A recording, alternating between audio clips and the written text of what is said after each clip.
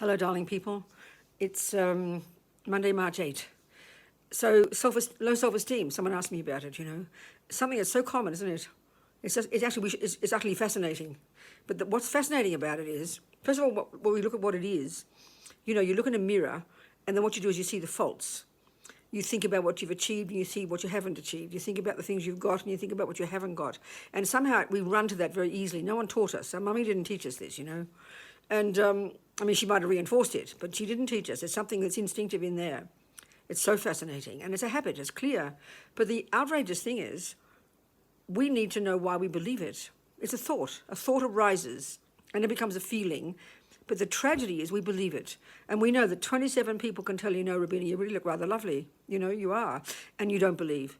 We're hungry to hear it. This is the tragedy. But we don't believe it. And then one person says, I don't like your nose, Robina, or you are fat. I agree with you. You're devastated. So it's kind of fascinating. So yeah, we have it, which is habit. And forget about, go into karma and explain all that. But never mind. The really powerful thing is we have to learn to not believe it. We have to learn to listen to all the crazy roommates, the good roommates and the bad roommates in our crazy head, okay?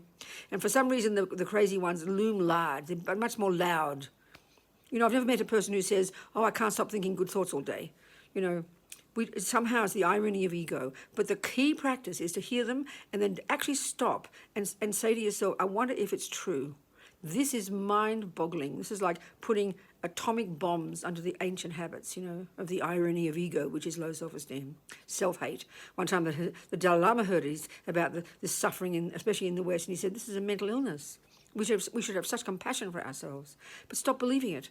And then it doesn't work overnight, but slowly, you start to change the script in your own head, Absolutely. Do it every day.